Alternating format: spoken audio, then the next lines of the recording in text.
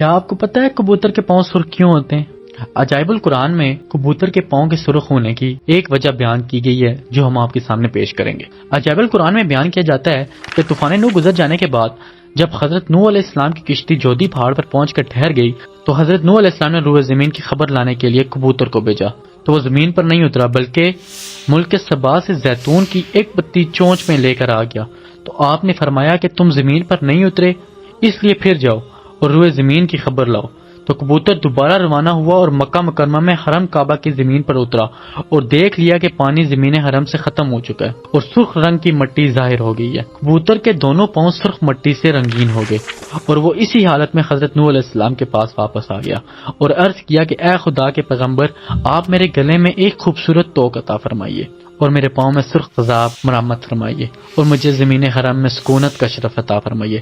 چنانچہ حضرت نوح علیہ السلام نے کبوتر کے سر پر دست شفقت پھیرا اور اس کے لیے یہ دعا فرما دی کہ اس کے گلے میں داری کا ایک خوبصورت ہار پڑا رہے اور اس کے پاؤں سرخ ہو جائیں اور اس کی نسل میں خیر و برکت رہے اور اس کو زمین حرم میں سکونت کا شرف ملے۔ امید کرتا ہوں آپ کو یہ ویڈیو اچھی لگی ہوگی۔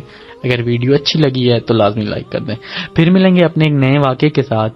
آج تک کے لیے اتنا ہی، اپنا خیال رکھیے گا۔ اللہ حافظ۔